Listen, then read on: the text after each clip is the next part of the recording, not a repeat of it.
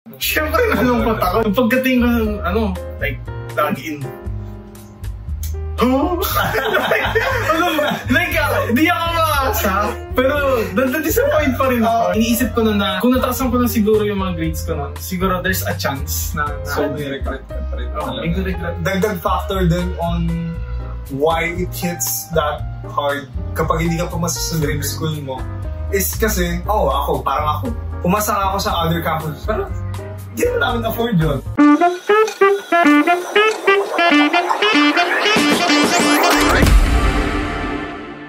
Hello guys! I am Carmelo Georges Durdur and welcome to another episode of The Melopon. And today, nandito lang ako sa bahay and so naisip ko, interviewin yung kapatid ko. Yes. Sa gilid. So, nasa lapag kami ng bahay namin yun. Naisipan namin mag-content. So, ang naisipan namin pag-usapan is... Hindi mo ako introduce. Mamaya ako na kasi. Ang naisip namin content is parehas kasi kami hindi ko sa amin mga dream school. Okay. But yun mo. Parehas hindi yun. So, ngayon pag-usapan namin nasa title 1. So, thumbnail na makikita nyo is... Ano ba experience ko na hindi ako pumasa ng dream school and what can I partake to the audiences? Natanong rin sa kapatid ko bilang mag-start na rin siya ng college soon. So, ayun, ako next week na pasok ko ikaw. September 9 pa. Ayun, so before we start, sige, pakilala ko muna. Hello guys, I'm Angelo S. Durdur Jr. Isa sa mga kapatid ni Carmelo. So, ayun. So, ayun, diretso na tayo sa video. First, na pag-usapan na natin is, syempre, yung dream universities natin. So, sige. Ako, syempre, dream university ko yung UP Diliman. Sabi ko naman siya, mga podcast ko na before na, yun nga, UP, di talaga ang first choice ko na campus. Pero, ayun, I was still fortunate enough naman na nakapasa ako ng UPLB sa second choice of campus ko rin. Ikaw? Syempre ako, dream university ko is UP Los Baños.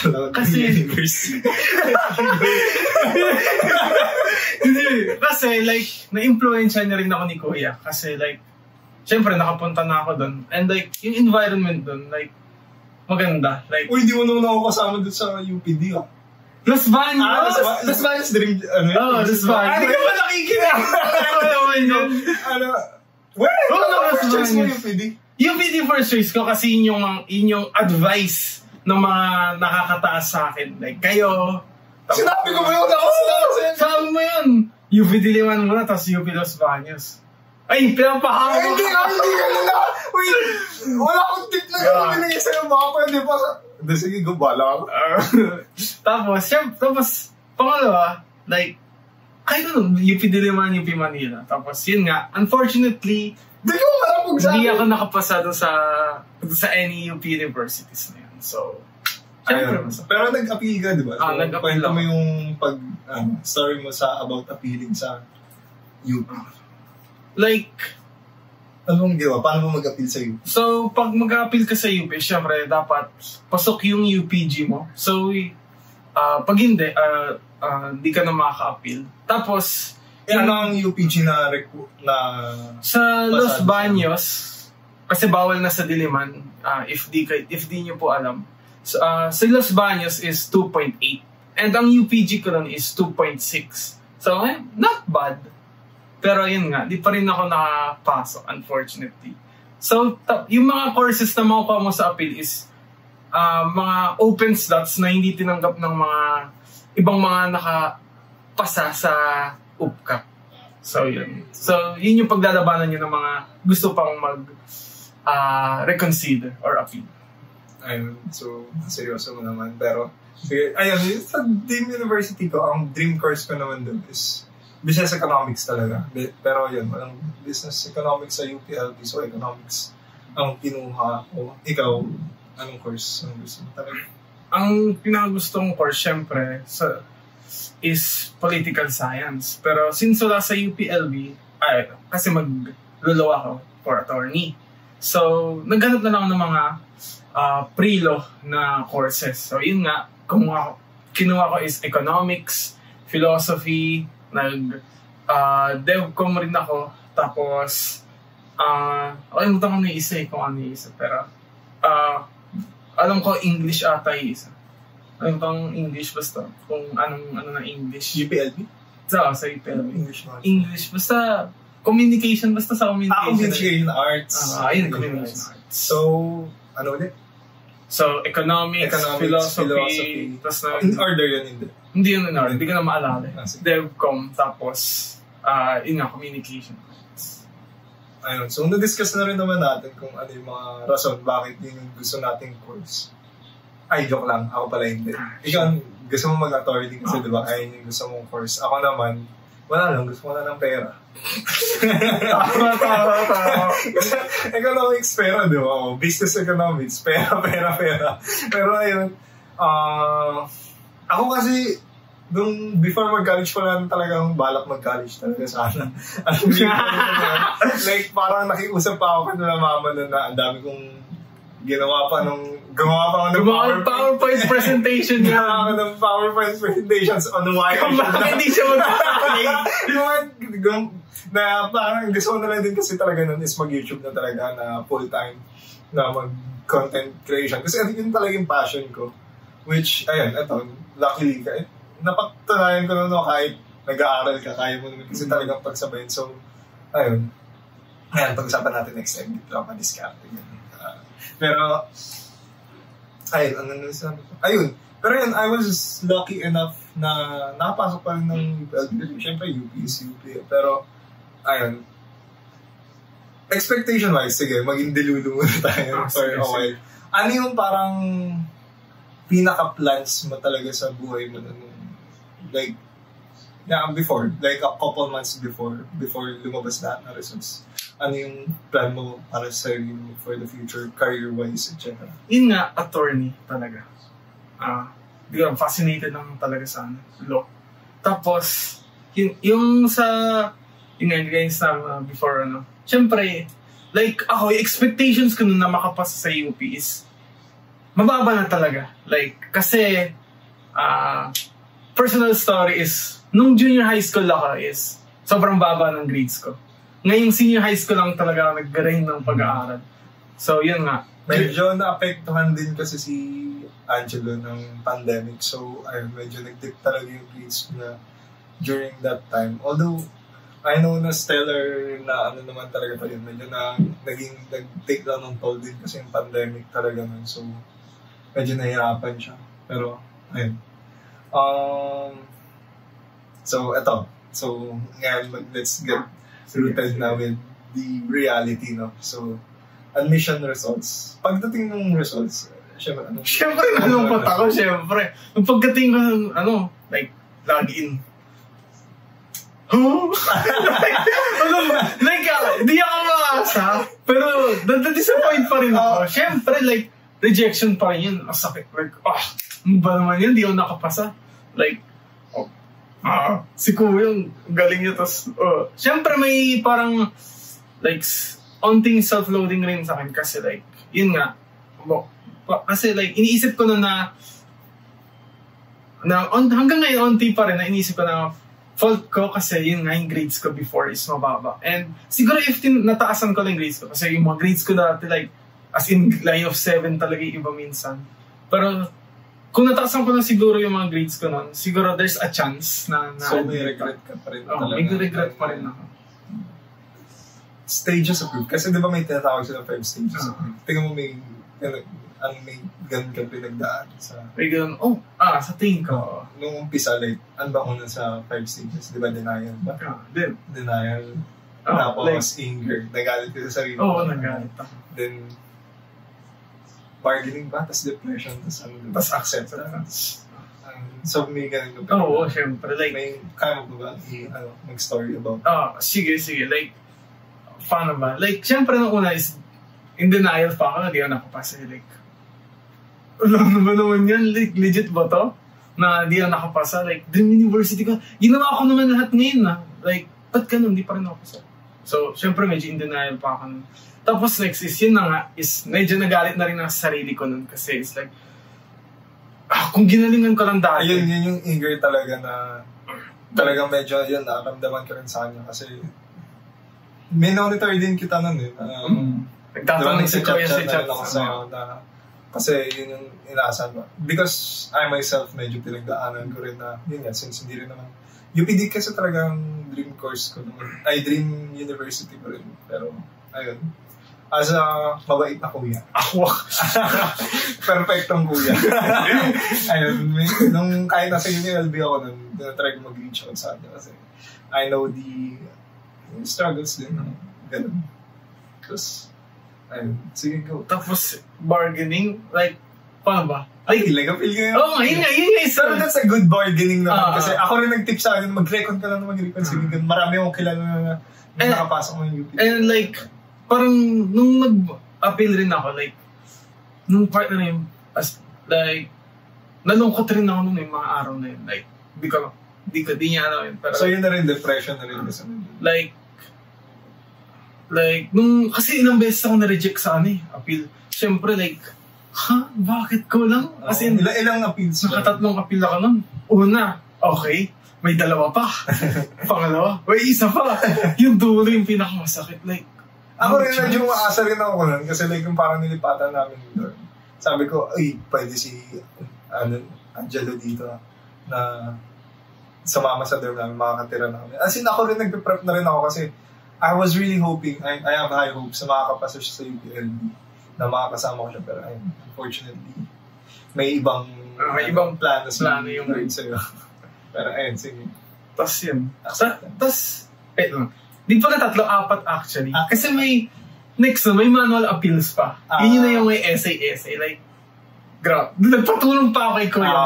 Like, ang laking help niya nun. Like, sobra. Pero yun nga, unfortunately, like, and then dun, medyo napag-isipan na, like, maybe UP isn't really for me talaga.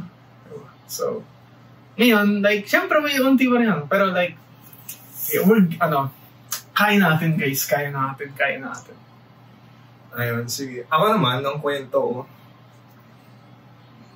una muna, hindi ko kasi talaga alam UPLB. Si Angelo, maswerte siya kasi ako nun, nasa UPLB na nag-aaral. So, nakapunta na rin siya ng UPLB kasi pag kunyari, fair namin sa UP, pinapapunta ko siya. So ako, medyo I'm really walking in blindly kasi hindi ko naman alam kung I don't know what to expect. Tsaka actually, hindi rin UPLB. Kahit pumasa ako sa UPLB, I was still nagdadalawang isip pa rin ako kung papasok ba ako ng UPLB. Kasi parang gusto ko pa rin mag-aral sa Manila. Kasi yun nga, if hindi nyo alam, dati kaming taga Maynila. Nung after na ng pandemic, lumipat kami after ko mag-high school. So like, syempre lahat ng mga kaibigan ko nandun sa Manila. So, sabi ko, okay bang mag-UPLB talaga? Kasi yun nga, parang lumipat na nga kami ng Cavite. Tas, nung una, parang okay lang maglipat ng Cavite kasi kung mag-aaral naman ako sa Manila, it's alright. Kasi lipat ng buhay ko. Oo, pero ayun, unfortunately, hindi ko alam ba yung UPLB. Pero eto, dagdag na kwento ko lang din pala muna. Kung si Angelo hindi na siya nag-expect nun, ako I was really hoping kasi like, lahat ng in-applyan ko nun, eto, nakwento ko na rin sa mga previous podcast ko to. Hindi ko lang maalala kung anong podcast na. Marami na rin ng episode. Pero ayun, I was really hoping na makakapasa ako sa UP Diliman kasi lahat ng in-applyan kong schools, kahit yung Big Four. Kasi during that time, nung nilabas yung mga results sa amin, UPD ang pinakahuli atang naglabas. So I was really hoping kasi pumasa ako ng UST, Ateneo, ng De La Salle. UP lang hindi talaga nagulat talaga ako na ay, hindi ako pumasa ng UPD. So, ayun, medyo naano ako dun. Although, hindi siya big deal sa akin kasi nga ayaw ko naman din mag-college siya talaga. So, I really did not have dream university. Pero yun yung tumatakbo sa isip ko nun na yun nga. Mapuputol na ba yung connection ko sa mga friends ko dito sa Manila? Kasi, ayun, I need to studies far from Manila sa Los Baños, Laguna. Kita mo na ito. Nakikinig ako eh! Ayun, sabi ko, alayo ko na nga layo ko na nga nakatira, layo ko mag-aaral. So, ayun, medyo nalulungkot ako nun. Pero sabi ko, sige, sa college, focus na lang tayo sa grade na lang din naman talaga. So, when I have something kasi lalo nung pandemic, since dun yung nauso yung TikTok, diba? Tapos parang yung feed ko sa TikTok, puro grind set. So, sabi ko, sige, let's put in the work na pasok tayo sa Zoom sa aming college. So, ayun, sabi ko, sige, UP na lang tayo, UPLB. And economics din naman yung so, ayun, nag-push through na ako. So, ayun, at first, it was really hard kasi, yun nga, until now, actually, it's really hard kasi yung mga kaibigan mo, like, lumilipas yung mga birthdays nila. Pag may mga birthday celebration sila, sagaya sila, hindi ako makapunta kadalasan kasi may pasok ako or hindi ako makaalis sa LB. Basta ang dami kong events na miss out, which I'm really nanginginayang talaga ako. Pero ayun nga, sabi nga nila, may ibang plan si Lord para sa akin. Would I change anything ba? I guess not. Kasi feeling ko, hindi ako ngayon nandito na makakausap nyo na dito sa podcast na to if it weren't for LB. And yun nga, I have a podcast na rin boasting LB. And sinabi ko dun na actually, I had the chance to transfer sa UPD kasi ayun, ang main reason din talaga kung bakit ako pumasok pala ng UPLB is because it will be easier for me to transfer sa Diliman. So, ayun, nag-push through ako sa UPLB hoping na I could transfer to Diliman. So, sige, push through ng UPD. Pero, I said in that podcast din na parang unang tapak ko pa lang talaga sa UPLB, ayun, sabi ko, ito na.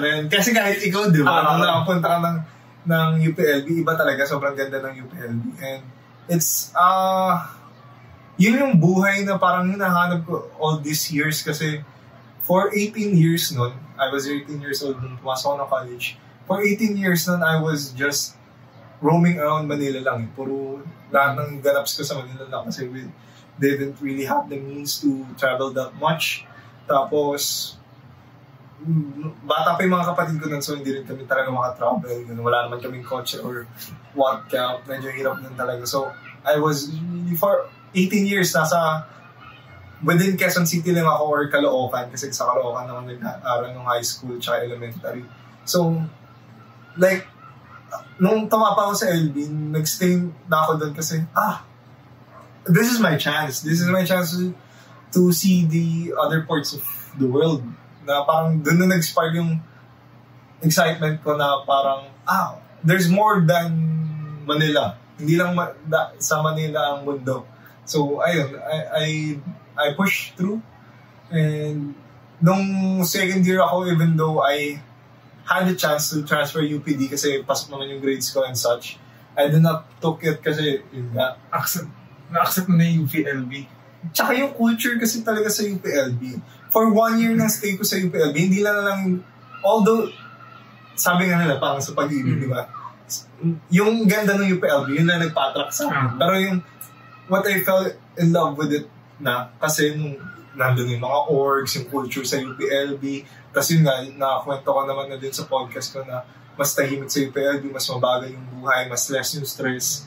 Kasi, yun nga, mas less din yung mga tao. So, unlike sa Manila na sobrang din sa mga tao, so feeling mo sa LB walang masyadong pumapansin sa'yo. Unlike sa Manila na parang feeling mo ang dami nakatingin sa'yo. So, ayun, if I would change anything, wala talaga. Actually, wala akong iibahin. And, ayun nga, again, I would not be here talking to you if hindi ko ginawa to. And, eto, lesson learned ko siguro is, I always went by this. Yung sinasabi ni Steve Jobs. Actually, this is a great speech made by Steve Jobs sa Harvard ata. He delivered a speech in Harvard na parang isa sa mga sinabi niya dun na life doesn't make sense na kung babasahin mo siya moving forward. It only makes sense pag looking backwards ka na sa kanya. So, ayun, parang kada buhay mo, your making dots, ganun. So, ayun, like, all you have to do is, kung kay Catholic ka man, kay Lord ka naniniwala, or kahit kanino, parang, maniwala ka na someday, all the dots will somehow connect. So, ayun, just trust the process. Yun nga yung sinasabi nila. Ayun, hindi ko rin maintindihan yung meaning ng trust the process dati, pero, yeah, just trust the process.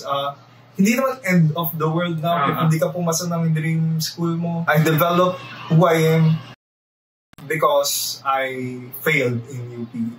Failed from passing from UP Diliman. So, ayun. Ikaw, actually si Angelo, kaya hindi siya pumasa ng UP, nasan ka ngayon nag-aaral? Mag-aaral na ako sa PUP, Santa Mesa, Manila, main campus. Yun, diba? And PUP is actually a very great school. Isa siya ata ang pinaka-employable na campus dito sa Philippines. And actually, hindi siya, although yun nga, may part din kasi na, eto sige, balik tayo sa rants lang siguro. Ito yung mahirap lang din siguro din sa ating mga not that privilege enough.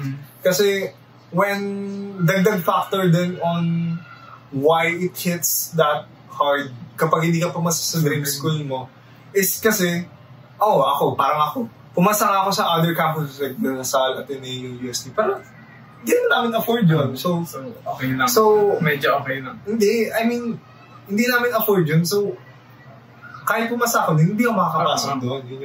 Yun yung point ko. So, I'm still left with very little choices. So, ayun. Yan. Pero let's hope someday na magkaroon ng ayos sa education system natin na everyone will have a equal opportunity kahit hindi ka tayamanan talaga. Ganun. And lalo na ngayon, napapansin ko, naglalabas ng mga data sa Facebook, nakikita ko na parang, mostly mga privilege din kasi talaga nakakapasok sa UP. Because they had the means to. They have the, syempre, kung may pera ka, may resources ka. May resources ka, di ba? So, ayun, yun lang. I'll tolerant lang doon. Pero, again, balik lang, ito medyo spoiler lang dito sa Deadpool and Wolverine na parang, doon kasi na movie na yun sa Deadpool and Wolverine, parang doon sa last scene yung kausap niya, yung sa TVA. Parang pinapaayos niya yung universe ni Wolverine, sabi niya. Hindi, si Deadpool pa lang nagsabi. Sabi niya, pwede bang magagawan ba ng paraan na ayusin yung universe ni Wolverine na parang hindi na siya maging worst Wolverine na parang na hindi siya mag-fuck up dun sa ano na yun. Pero yung sabi sa movie is hindi niya masasave yung world ngayon kung hindi siya naging worst Wolverine. Di ba parang ang hopeful nun? Like, looking forward, di ba parang si Wolverine na-depressed pa nga, naging alcoholic siya and such. Pero hindi niya alam na, yun nga, may greater purpose pa kasi talaga siya. Yes, may sacrifice that happened na parang sa unang he failed miserably, if I might say. Pero ayun nga, it's for the greater, yung sinasabi lagi ni Doctor Strange na in the grand scheme of things, diba? In the grand scheme of things, meron pa kasing mas yung may purpose kasi talaga na may nakatakda pa para talaga. Yung nakaantabay para sa'yo. Na purpose mo talaga. So, ayun, just trust in the process, trust in, kasi kahit sino man, kung naniwala ka sa destiny, basta naniwala ka sa destiny na all things will fall in His place. And, ayun, huwag masyadong damdamin, it's not the end of the world naman. Just find something worthwhile to do. Baka ikaw, may final words ka sa kanila na, final thoughts ko. Mostly, lalo naman kasi di ba nag-upcut late so, yun nga, like, halos, di man halos. Like, kung ano iniisip ni Kuya, siguro same lang rin sa akin. Like, if hindi nga kayo nakapas sa Dream University nyo, is hindi yung end ng world nyo, hopefully. Kasi like, syempre, yun nga, may iba pang mga opportunities na mahahanap natin. Like, yun, kaya nga, like, for me, like, ako, PUP na ako. And then, diba? Tuloy pa rin yung buhay. Tsaka hindi na naman lang din ang PUP, diba? Like, hindi porket UP mas parang, yun din yung ano lang sa mga UP students na, hindi porket UP student kaangat ka na sa mga, sa lahat, di ba? You're still equals pa rin sa nila. You just had the means to be there kasi yun yung path mo. So, it's really important na you should not be comparing your lives with others kasi yun talaga yun. May iba't ibang mga plano talaga si Lord sa bawat isa sa atin. Which, yan.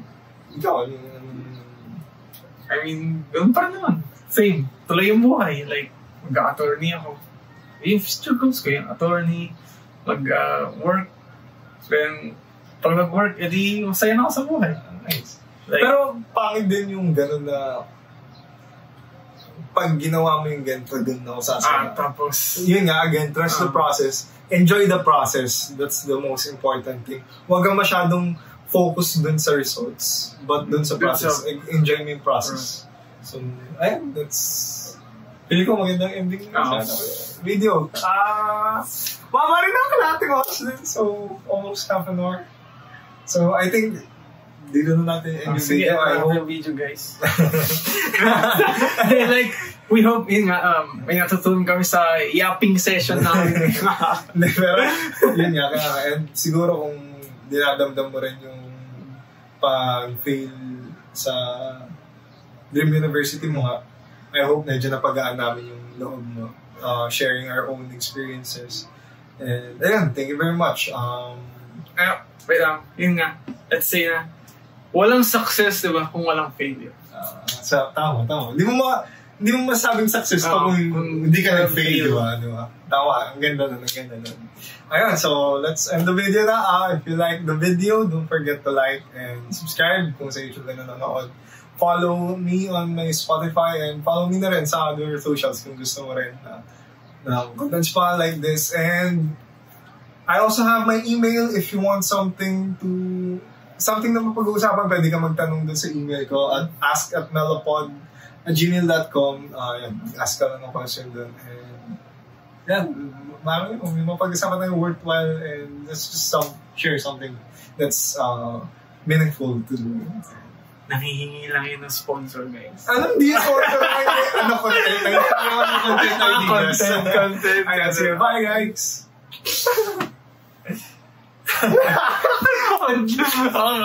Ang scout na to.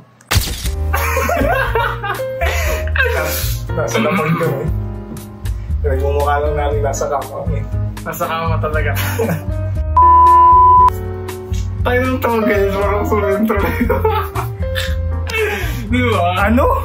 Tayo naman. Nagiling yun. Ano ba yung sama ko yung blooper sa video guys? Mas mahaba. Bumagawa nyo. Bakit ang hirap?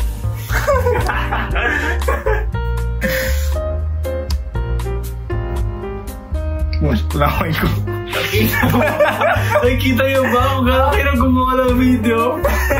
Mag-subscribe na kayo, please! Pangit ang baka natin. Pwede nila tayong gawin. Hindi na tulad. Wait, okay. Guys, huwag nyo kami i-edit. Guys, Disclaimer. Huwag nyo kami i-edit.